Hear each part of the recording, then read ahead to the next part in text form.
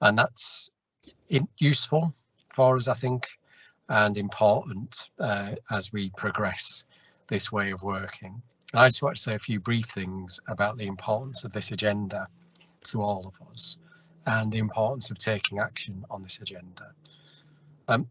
Integrated care systems, I think, are answering a question which affects everybody, and whether you want to have an ICS, whether you want to go down a different route or not, we have to recognise that people in all of our places in West Yorkshire face issues because of multimorbidity and because of deprivation, and their health is 80% impacted by the context they're in, 10% about whether they can access services, and 10% about whether the services are any good.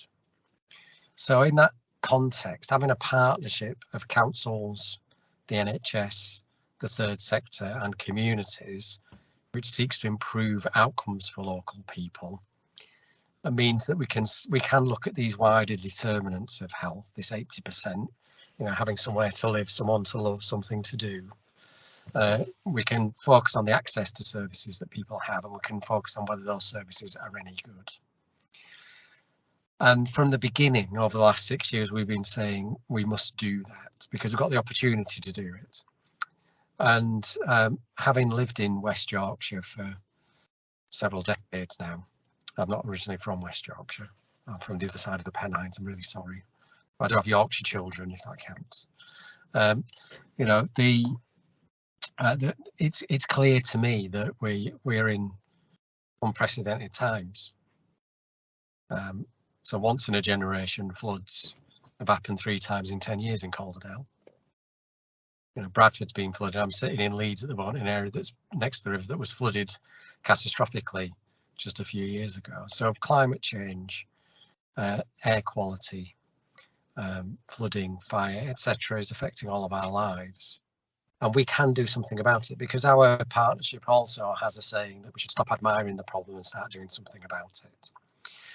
Now, in that context, by the time our partnership was 4 years old, in 2020, we published our 3rd strategy. And just before the pandemic, we said that there are 10 big things that we need to be known for and that we need to address. Some of them around health inequalities, some around clinical issues. 3 were societal. 1 about the economy, 1 about representative leadership, and 1 about the green agenda and being a global leader in climate change. And we felt that we could do that because all of our organisations are having climate emergencies stated and a response to those climate emergencies. And actually, we should recognise that in the gases that we use, the buildings that we heat and build, the car journeys that we take as individuals, the way that we deliver services, we are contributing to the problem, and therefore we can help resolve the problem. And by creating this ambition to be a global leader, by creating action to address climate change, then we can help contribute to net zero. And I'm really proud of the work that's gone on so far, whether it's the training for primary care, development of the pharmacy networks, the green social prescribing network, the work we've done on gases and anaesthetics. For decades, the work that we've done on reducing carbon from NHS buildings. But I'm also clear that there's huge amounts that we still need to do. That includes, our contribution to transport. I know we chaired the transport group in West Yorkshire around the future of transport, but it also includes small things that we can all do every day. So this week, I keep thinking it's next week already. This week we've launched our All Hands In campaign. And if it wasn't on this device, what you'd see is my background is all about all hands in. And what that says is we each have something to contribute. This isn't a hopeless case. We can often feel helpless and hopeless in these circumstances because of the scale of the issues that affect us. But we can make small changes. There are 100,000 people who work in the health and care system. If each of us makes a small change, it makes a big difference. So we've got our All Hands In campaign. We're trying to get people to make pledges. Please make a pledge and change something very small. People have done things like, well, I'm going to turn all the plugs off of a night time when I go to bed. I'm going to make sure the lights turned off. I'm going to have different kinds of journeys. I'm going to use Teams more. Whatever it is, small changes can make a big difference. Going meat free on more days, that kind of stuff. And I hope that that's going to be part of our contribution. The other part is what you're hearing about today. You know, what's going on in places like Bradford, all of wonderful work that people are doing on a large scale and a small scale. And I just want to commend that to everybody. And the fact that we can do something about the climate. And these lunch and learn sessions, I think, are about changing people's behaviour because we're changing people's minds. And that's what we fundamentally have to do. So the two things I wanted to leave you with are that, you know, we know that the pandemic has probably made this work a bit harder, because if you look at the amount of plastic pollution we're creating, we're going to have to address that. But that doesn't mean we reprioritise it and do something else. It remains for us one of the biggest priorities that we have as a partnership. The second thing I wanted to leave you with is we can do something about it. This isn't hopeless. You all have a role to play, and we as a system have a role to play. So as a system and as individuals, I think we can show real leadership on this agenda. And I'm very, very pleased that we are. So I can't stay for the rest of the session. I'd love to hear what Harrowand's going to talk to us about. And James is always really good value. It's great to see what's going on in Bradford. So given the steer we had from the chair that you haven't got much time, I'm going to leave you to it and wish you all the best for the rest of the session. Thank you very much. It's great to see that it is getting to the top of the agenda within the ICS. If anybody does have an immediate question for Rob, then please stick your hand up just before he does leave us in the to go to another meeting. But if not, let's say we'll give a second to see if there's a hand going up. No, we'll move straight on to Harrow, and he's going to explain a bit more about the campaign that has just been mentioned. And we'll say thank you very much, Rob, for joining us and squeezing us in and starting our session for this year. So, Harrow, over to you. Thanks, Emma. Hi, everybody. Really pleased to see the numbers of people who've joined us. It's awesome. And, you know, thanks, Emma, for organising it all, which is fantastic. For those of us who aren't in the green bubble, by the way, I've been telling everybody this is my dream job because I get to talk about sustainability all the time. For years, I've worked in the NHS and we haven't been allowed to talk about sustainability. And anybody who knows me will know that how passionate I am about the subject area. So for anybody who's sort of new to this agenda and who's joined in today, things changed in 2020. October 2020, NHS England established Greener NHS, which is like a separate arm of NHS England, and they produced the net zero strategy, and it's just been brilliant, just awesome since then, because it just meant that all the different NHS organisations, all the trusts, mental health, as well as, you know, provider trust, are talking about it. The CCGs and Rob, you know, the ICS are talking about it, and there are definitely tangible things that everybody has to do, because establishing Greener NHS has led the NHS to declare the aim to become net zero by 2040. And net zero is, you know, it's not a mini task. It's not something that planting 15 trees or, you know, sorting 10 electric vehicles out is going to get us there. If you think about everything that the hospital trust does, or a mental health trust does provide, you know, enables us to do, going to get to net zero is not going to be an easy task. I am going to home in just because I could spend the next 10 years talking about net zero agenda, and I still don't think I'll have covered everything that needs to be covered, just because it's all encompassing. And Rob mentioned that it's everywhere. You look around and you think, oh my God, I don't even know where to begin. And I think that's where the All Hands In campaign just brings it and says, actually, don't worry, there are things that are being done. So there are things that have been done nationally, that the pharmaceutical companies are getting together and talking about what they're going to do. We've got all the trusts talking about what they're going to do. The gases, I want to name the company, but I won't name it. I think they're the only other supplier in the country who produce anaesthetic gases and all the other gases. They're sat around talking about how they're going to reach.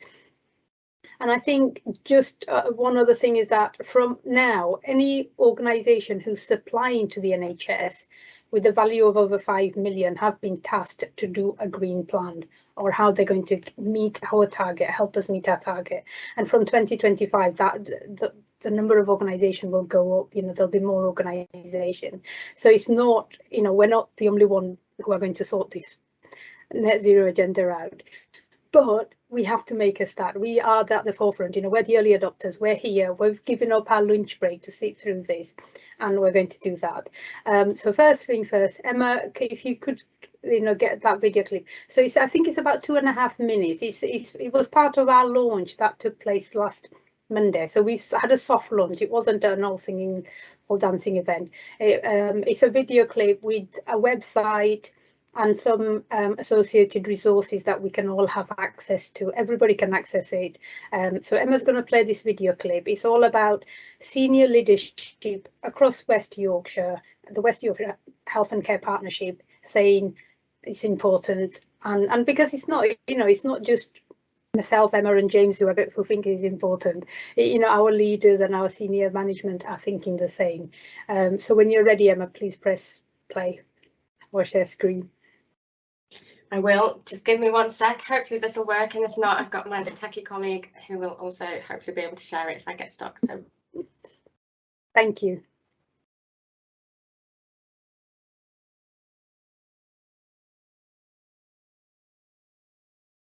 So everybody who's watching and waiting, you can pick your cup up and take a sip now.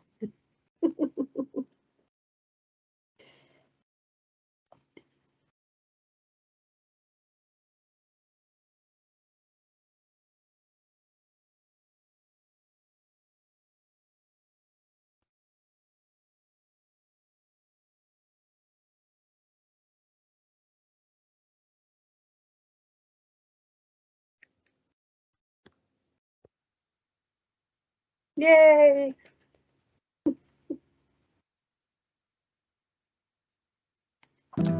We know climate change poses a major threat to everyone's future.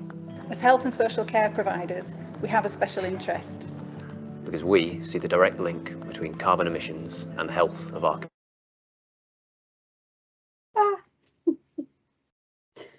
Did that stop? Sorry. It did stop, yeah. Sorry. Everybody on call, you can blame me. I couldn't deal with the stress of doing that, so I passed that stress on to Emma. So I do apologise, Emma. It's all right. Let me just go back 1 sec. Apologies. There we go. That should be with you now. We there?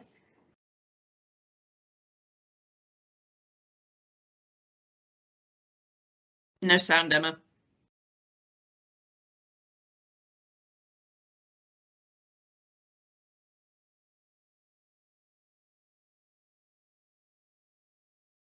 Oh.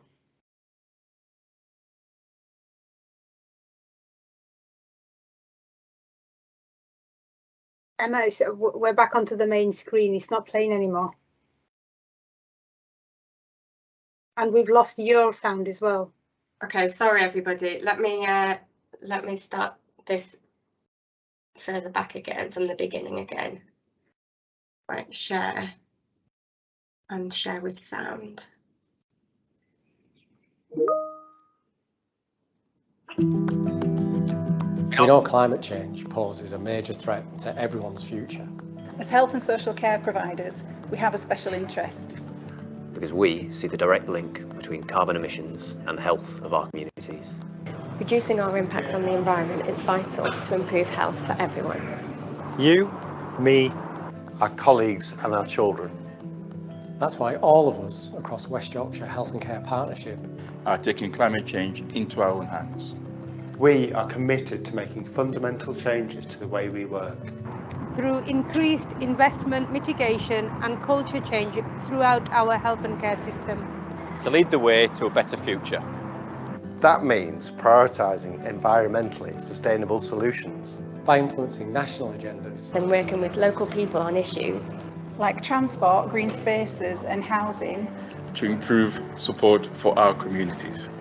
And taking a closer look at how we can reduce the environmental impact on our health and care practices. Investing in innovations for new and more sustainable solutions. For us to lead the way in responding to the climate crisis. And to meet our vitally important goal of net zero carbon emissions by 2038. We need to think about every aspect of the work we do. Things like turning off equipment and lights when not in use. Opting for meat-free Mondays. Or changing the way you get to work. Might seem like a drop in the ocean. But the greatest challenges are best tackled when we all make small changes together. That's why we're asking you, our colleagues and our volunteers, to consider what we can all do to live and work more sustainably. With over 100,000 of us working together, Every small change can add up to make a huge impact. By making changes to everyday actions. together we can make a positive difference to the environment. To our health. And to the well-being of our communities. At West Yorkshire Health and Care Partnership, We're all hands in for a better future.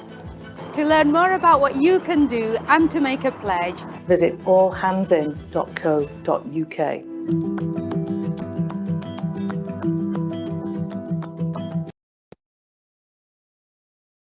Thanks, Emma. That's fabulous. I did note a few people that have joined us recently. It's only a 2-minute video clip, and I'm sure we can share the link around to everybody to have a look at it in your own time. So just before, what I would like to do is get your first thoughts and your views. So please feel free either to unmute yourself or put your camera on and come in and give us your first thoughts.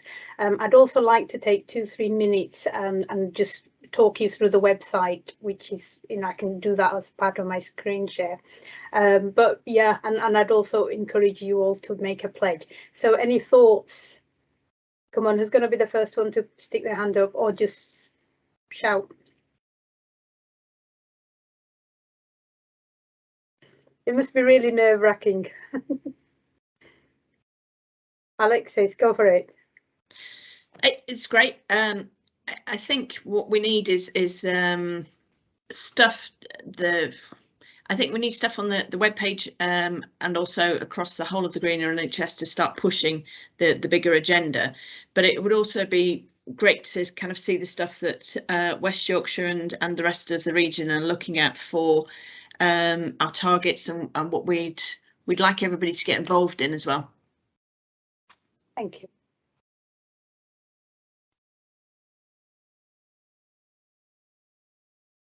Any other hands or comments? I can't see. Right, fabulous, thank you. Somebody put a comment in. We've got Alison Watson's got a hand up. If Alison, you want to come in? I thought it was a great video, well done, really emotive. It kind of made the hair stand up on my arms and very positive as well. Thank you, Alison.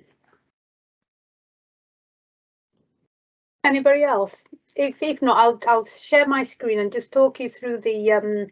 I won't take too long. The All Hands In website, just because it's available and anybody can access it, and feel free to do that. So I'm going to do a screen share and hopefully it'll work. Right, I'm hoping everybody can see that, and I can't see anybody because I'm working on a laptop. So please feel free to shout if you want to say something. So really, it's a really basic web page. The company we've worked with, Magpie, have been really fabulous, and I don't have a problem name dropping them because they really took our message to heart. So the web page is low resolution. Everything, all the assets they've developed have been developed using colours and you know, even the colour had to be one that wouldn't use too much ink, and so on, and all the ideas are there. So this, I'm just going to scroll down so you can see what it looks like. So there's some really practical examples. It does have posters and things that people can print out on in their local printer, and display on, you know, whatever the local communal spaces. I appreciate that if you're working from home, then maybe printing it out and sticking it on top of your screen isn't what you want to do. But, you know, if you're going into the office or if you're going into any facilities, really, please feel free to share that. So we just really wanted, and Alison commented on the fact that it was really positive. It is really positive. Yes, you know, we all need to get together to save the planet. And save the world. You know, for years now, my nieces and nephew grew up thinking I had superpowers because I always talked about saving the world. So here's your opportunity to be have the superpowers to save the world, and it's so easily done because every single element counts. Just as Emma said on the video, that every little action will add up to making a big you know, impact on the way we work and the way we go forward with this. So these are intermittent things that have been put in on as people have made pledges or made comments. And I mean, I'm not telling you anything new. I'm pretty sure everybody's aware of these messages. I suppose it's how you take those messages on board and think, right, what is the one thing I'm going to do, you know, from next week or tomorrow, and it is doable. And then, of course, you can download the toolkit, which is the resources I've mentioned. So you can have the website, the logos, and if you're on social media, please feel free to. So there's been some Twitter activity on this. If you can, please retweet it, or if you're on LinkedIn, please mention that. And it's all there. It's the really typical things that we would normally, you know, produce if we were launching a big campaign, and that's effectively what it is. What I'm going to do is, whilst I'm still scrolling through, I'm going to ask everybody to think about the one thing that they think they can do either tomorrow, which is a Saturday, yes, I know, or next week, that the one thing you're going to do. And it could be something as basic as I am going to drink more water over the weekend. Maybe that's not as basic as I think it is, because I find it easy to drink water.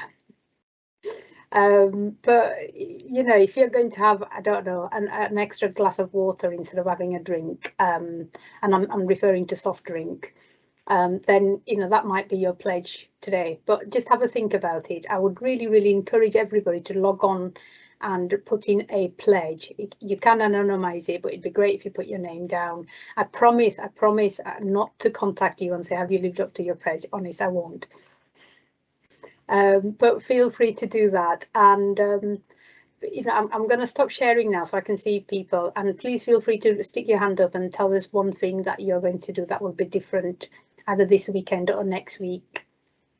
That's just, you know, mind you, Emma's recording, so Harren, there are a few questions in the chat before, while people are maybe thinking of what they might want to pledge themselves. So I mean, I was just wondering what the expectation is on trusts to kind of get involved and use the resources and sort of disseminate, and if there's kind of any restrictions on what we can do. And then there's a couple of other questions as well, please. Right.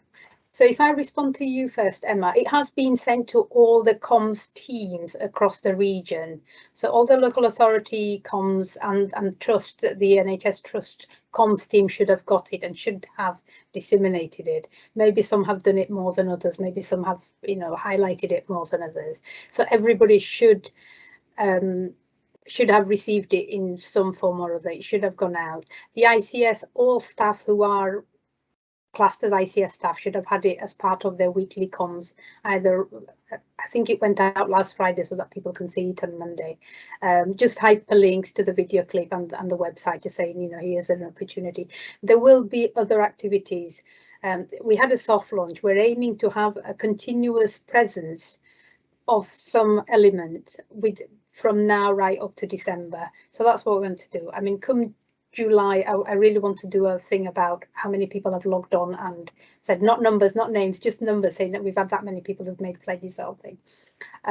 So yeah, so hopefully we'll have a drip feed this information continuously in different ways, different formats, different areas, right up to December. Does that sort of answer your question? I'm going to try and go back and look at the questions on the oh, that's awesome. Lots of people coming up with suggestions on chat room.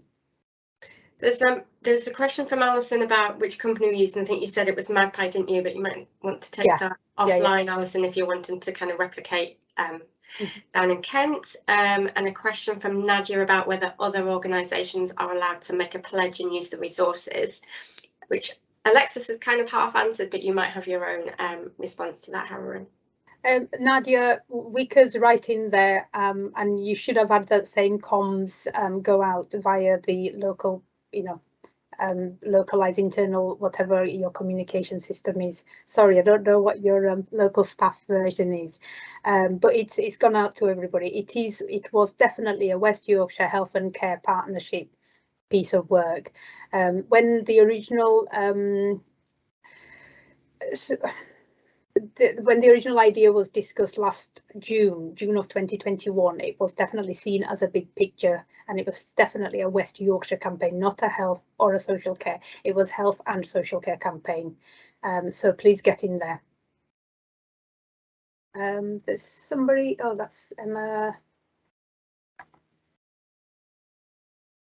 Right, fabulous, thank you. Oh, this is awesome.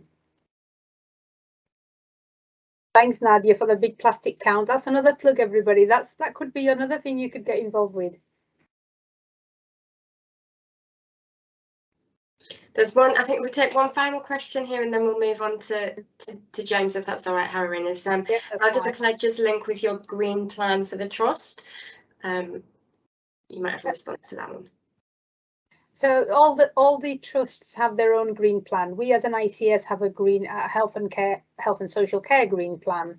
It's just this pledge isn't a direct request of any of the green plan. This pledge is a communication campaign. It's something about involving our fellow colleagues, our workforce, our staff to get involved, because we are the people who will make the changes. The systems and processes will happen, but we are the doers. We are the ones who will make those work, make the change and make it better for our future. I feel like I should have answered a more processy question, but it's, this isn't about processes. Processes will happen and they'll take place, but this is our hearts and minds in that, matter. Okay. Well, feel free to keep questions coming into the chat, and then myself or Harrowin can keep an eye on it and respond, or others can respond on our behalf. Feel free to do that. But thanks, Catherine, and everybody else who made a pledge on the chat function. Thank you. And some online as well, I think. Yay! But we'll oh, Salandra, did you want to have a really quick question? I just joined. I missed half of the presentation. I think it's about all hands campaign, if I understand. Yes, I do a lot of things, but one pledge I want to make, just wear extra layer of clothing and keeping the heating. And what I'm planning to do, I'm preparing a survey, sustainability survey for our colleagues, so that this survey will have a lot of questions about sustainability education, like things like wearing extra layers of clothing, or water leakages, or many other things. So that will serve as an education material, as well as to understand the level of knowledge and understanding the colleagues have. So that's what I'm doing at the moment. Thanks, Ananda. That sounds awesome. That's really, really great. And yeah, it'd be fabulous to find out more about how it goes, and what your responses are like, and how people sort of buy into it. Sunanda, because I'm hoping you've got the same comms information. Yes, yeah. All right, fabulous. Yeah, we are doing whatever we can. We just started on it, so I'm doing my pledge, today on our website. So then after that, we'll, I'm also side by side preparing this sustainability surveys, kind of an education material, as well as to understand what they are, where they are at the moment. So that will help. Yeah. Fabulous. Thank you. Thank you. Thank you, Emma. Okay, well, hopefully that's garnered some interest and hopefully some traffic to the website. So please, take a look after the presentation so that we give James and Jamie the attention they deserve. So James, if you'd like to introduce yourself and then move on to your presentation. If you need me to share, I will try again. If not, I will leave it to you. Thanks, Emma. Hi, everybody. I should be able to share the presentation in a sec. Just let me start to do a bit of sharing of the screen. I'm James Drury. I am the Partnership Development Director for Bradford District and Craven Health and Care Partnership, which is proud to be part of the West Yorkshire Health and Care Partnership, so part of the ICS. And what I want to share with you today is a little bit of the beginning of our journey. I'm hoping that what comes across is that if I can do it, if we can do it, you can do it too. That's what I'm hoping this gives us. So a little bit about us. Well, first and foremost, this is where we cover. So there's about 600 square miles there, and about 600,000 people across that area. But that's really quite different. So the northwest part of that, the Craven part, covers about 450 of those square miles, but it only covers about 53,000 people, whereas all the rest are in Bradford District. And it's important to us because it's why we're here. So to improve outcomes for our people now and in the future, and to make a difference to enable more people to live happy, healthy lives. So everything we do is about them. And we've got a strategy which just pulled out a few parts really, just to sort of try and demonstrate where sustainability connects into that. So first and foremost, we're about narrowing the gap, we're about reducing inequalities, and we know that challenges to sustainability impact far more on people who are most vulnerable to that and have the least resources. And so it's important that we view this through the lens of tackling inequalities. And that means that we need to take an equity and social justice approach. We don't do the same thing for everybody. We focus our efforts where we need to make the biggest difference. And it's really important for us in the approach that we take that we do this with people, and we do this at the right level, and much of that is going to mean doing that at a community level, treating people as true partners in this rather than as people we do things to. So drawing upon their ideas, drawing upon their resources and assets in each of their lives. And our workforce are clearly key to this. In many cases, our workforce are the same people as our population, and they have great reach with their families, their friends, their neighbours, etc.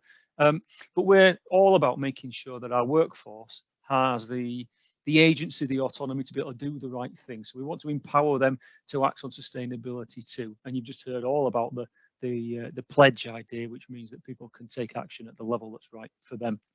And the last bit there, in our plan that pulls this together and sort of aligns our actions, we thought long and hard about this, and we call it public stewardship. But what I really mean is, this health and care system and our place and the futures for our population are not ours to own. We're the stewards to try and guide that to a better future, and we try and make that approach in everything we do. So that's where we came into this.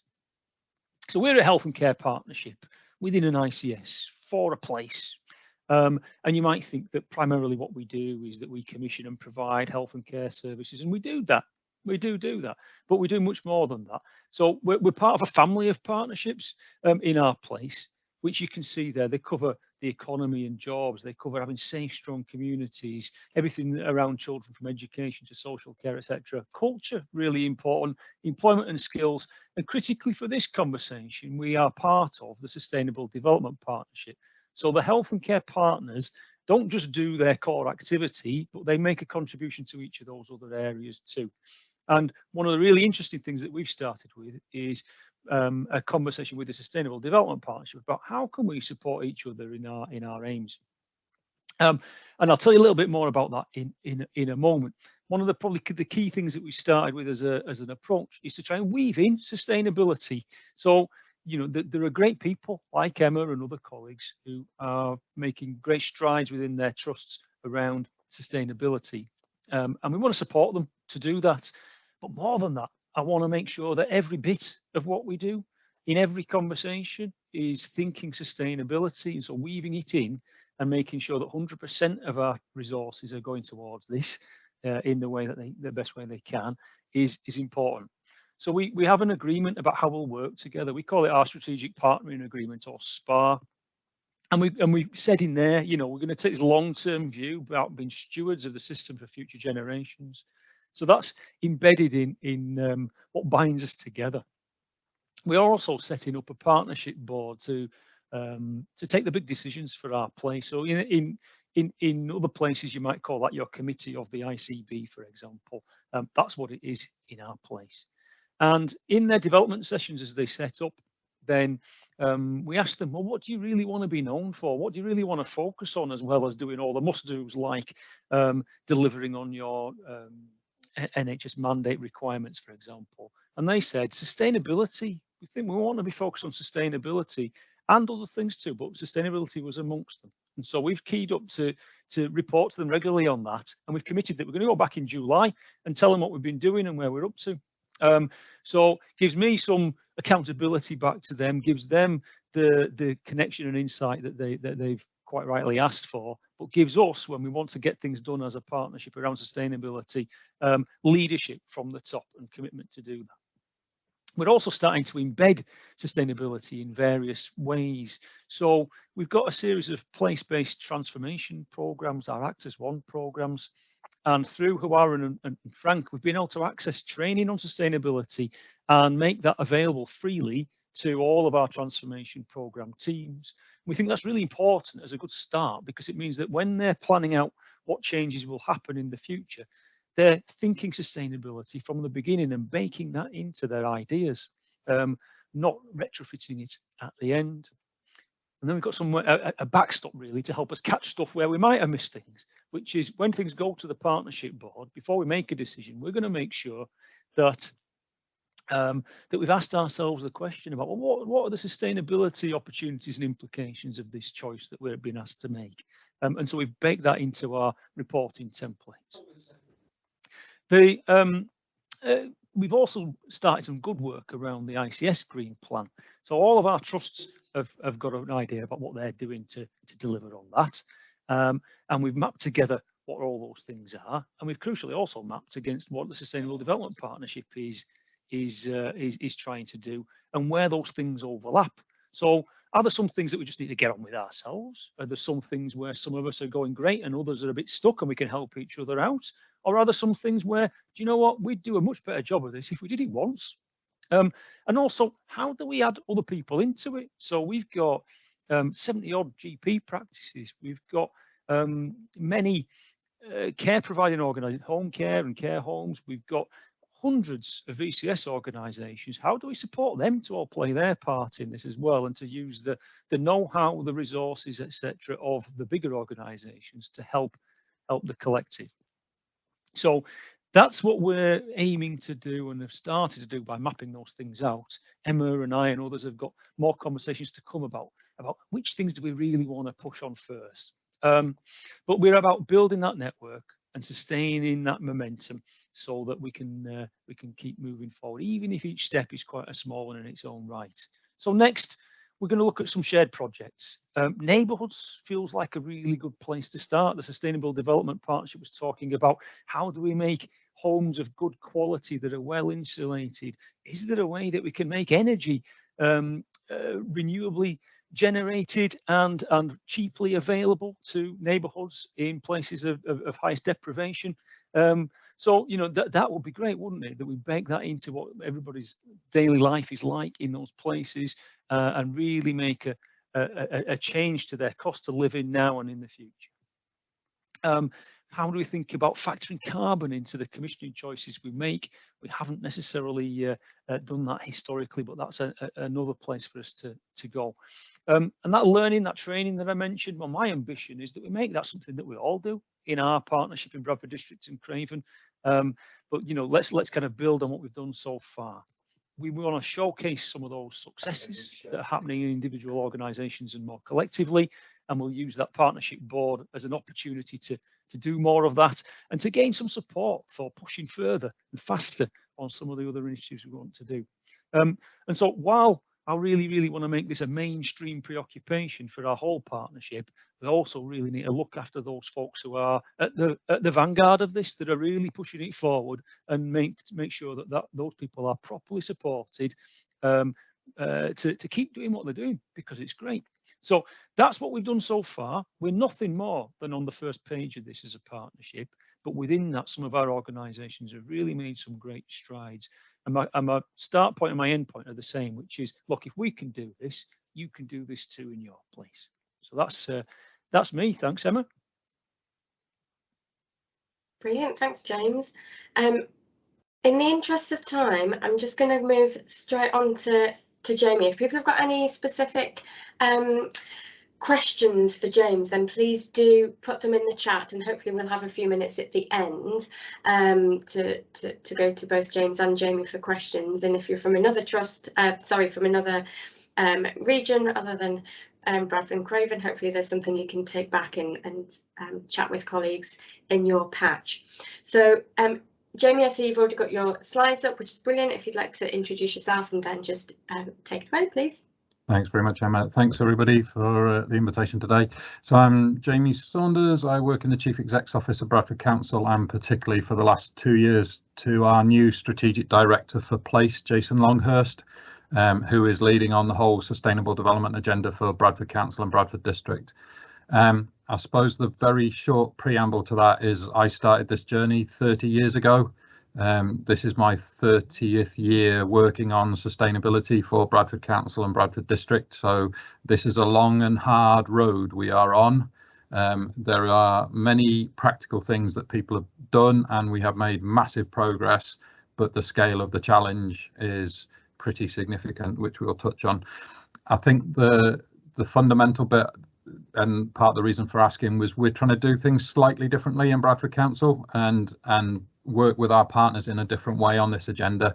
James has touched on the Sustainable Development Partnership, but particularly through the learning of COVID and the economic recovery process, and particularly some of the issues around how does Bradford District embed sustainability so it's not a bolt-on, and particularly how you take this into the central way that we think about future-proofing the district and future-proofing what we are doing. So that's where this notion of us being the leading clean growth city district is a way of trying to describe that, but also trying to develop this in a more integrated and strategic way. And I'll whiz through the slides. Emma's got a copy and can share them with you all. I've just put the email address in the chat if anybody wants to follow anything up, and I'm going to go a bit of a lick now, so just bear with me. So just general background, as I mentioned, the real challenge here is this tension between dealing with all of the bad stuff and all of the urgent stuff, and at the same time keeping our eye on the long-term strategic prize, which is ultimately what is our legacy to future generations and to the planet. And we're trying to do that by enabling the clean growth city district. For those working in Bradford District and for those in local authority areas, we've got a district plan that's signed by the Wellbeing Board that sets out the broad agenda for the next 5 years across all of our partnerships. That now endorses the Sustainable Development Goals and has a dedicated climate and environment priority. But probably the more important bit is it allows us to start connecting the economic story with the people story, with the health story at the top table of the district. So that was endorsed last August and now dovetails with the council plan that we need to become a sustainable district.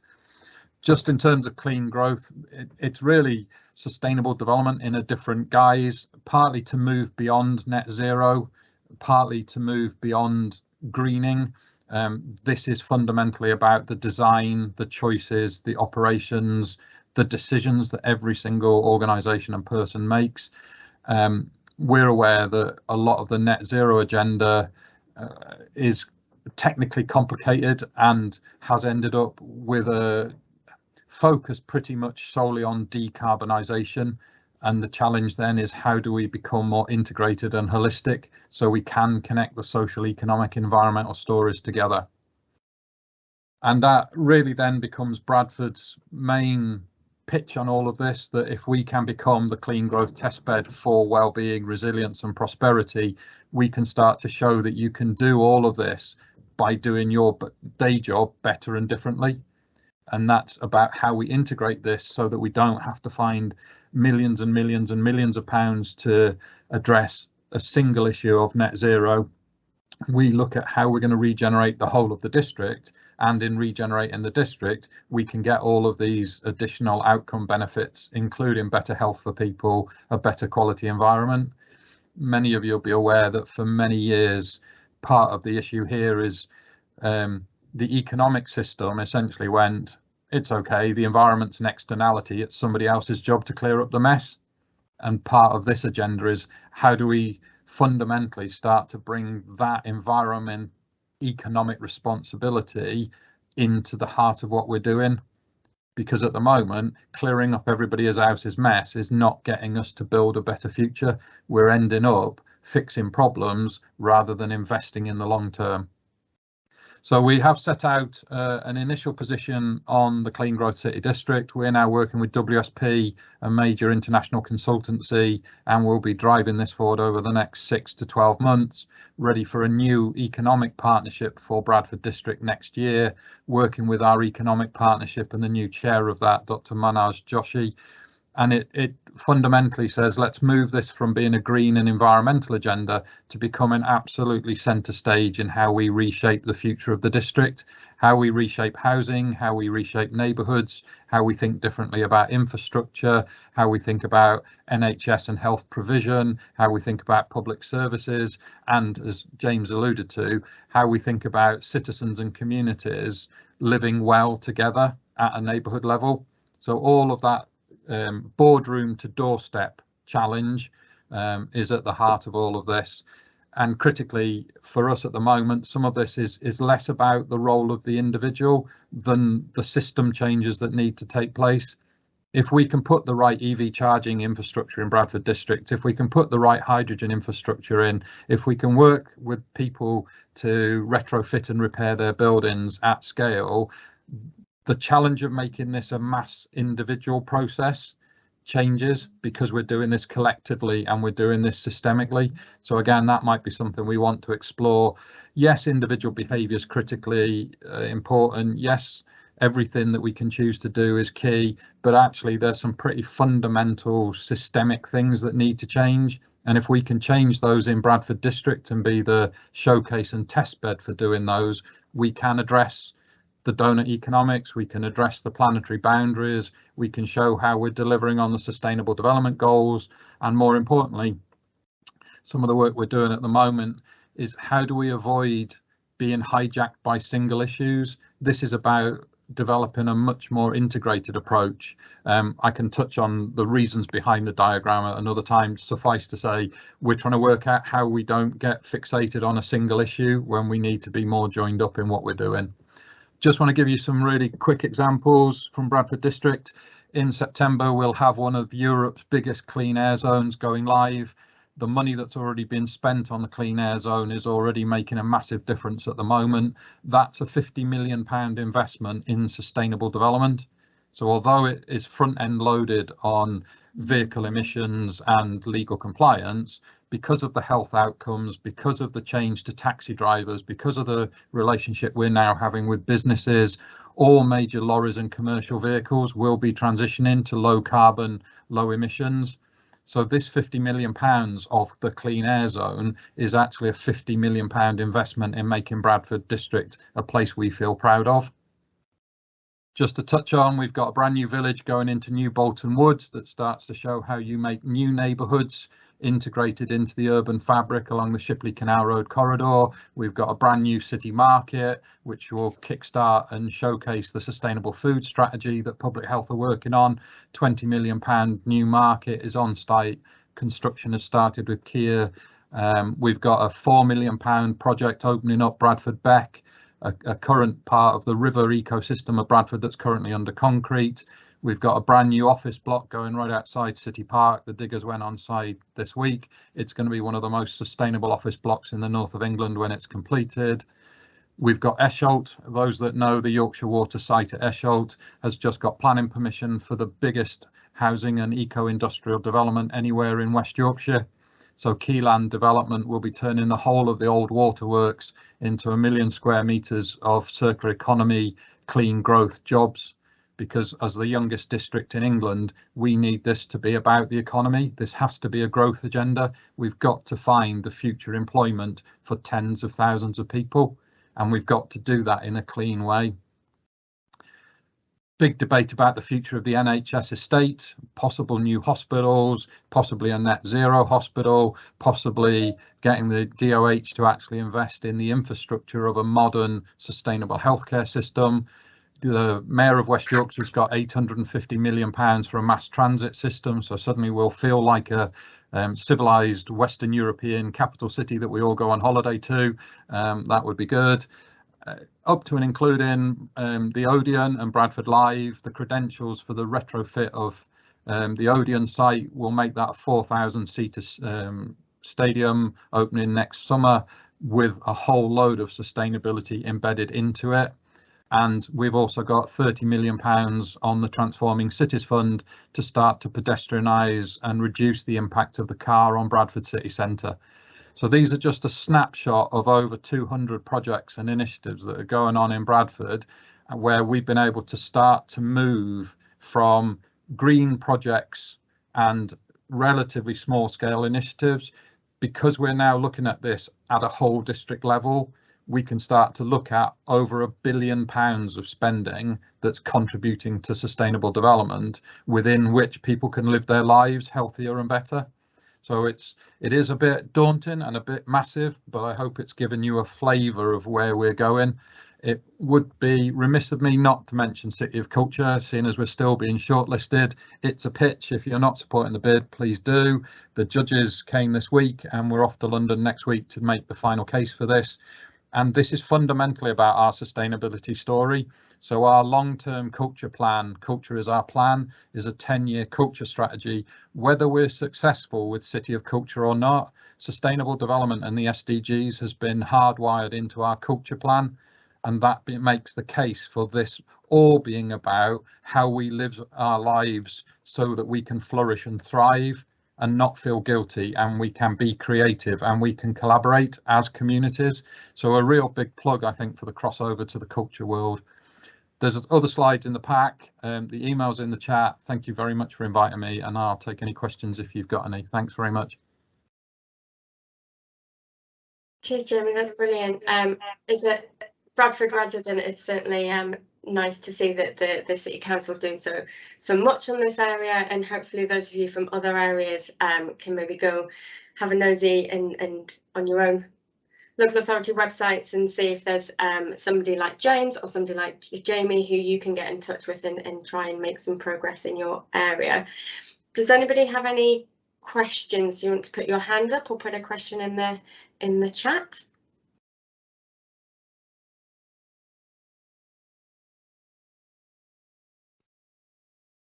Okay, let me see. Can I see who that is? Oh, so yeah, Matt, do you want to come in, Matt? Sorry. Yeah, no, brilliant. Support all of it. I always just want to point out that being warmer and hot doesn't necessarily mean good health, and we always think that if Bradford or Leeds or somewhere is a bit like Barcelona, isn't that great? Yeah, but a lot of things can get worse, and A&E attendances and physical health and mental health and all sorts of other things. Yeah, heat waves are not good for us. But apart from that, brilliant, supportive, and all the rest of it. Can I just put a picture, Matthew, in the chat? I've just put, we've just had guidance issued to all local authorities about adaptation profiling, and I think that would be certainly something worth looking at, the connections between how we de-risk places and how we. So, for instance, the investment we've made in a couple of European projects about blue-green infrastructure. If we have the conversations upstream, and obviously there's been a lot of discussion about healthy places and the relationship to public health, if we get upstream in the way that we design streets, in the way that we design homes, we can get those multiple benefits.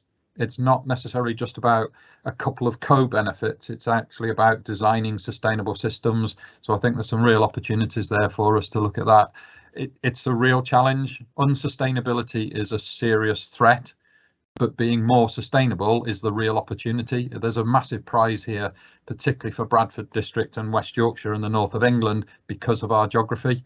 We are unfortunately reasonably well positioned compared with lots of other parts of the world, and it's a real chance for us to show the world what we can do.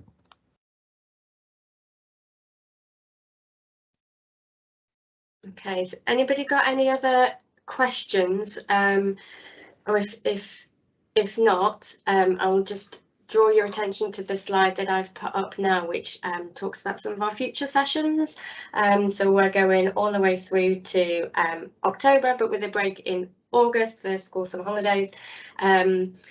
All of these events are now available for you to book onto on Eventbrite, or if you don't get around to doing that, the link, this Teams link, should work for all of the sessions up until July, and then there's a new Teams link for September, October, and potentially beyond. If you have got something you want to say and you want to be a speaker or present, or you've got a topic you'd like us to consider, then please get in touch with me and we can add you in or add you on if it's a whole session. And yeah, that just gives you a flavour of what's coming up. Salandra, have you got a final question in the last minute? Yeah, just got a question, and last presentation was a brilliant presentation. I'm actually glad that I could know what's happening in the region. So got a question about the presentation. Can we keep like 5 to 10 minutes to discuss or tell others what any special projects you are doing within your organization? So share information with others that if you have good result, then you can share it, or any special project you are working on, so that we can partner with that, or we can learn from it. So with out of 1 hour we can keep 5 to 10 minutes on that if possible. Just a suggestion. Yeah.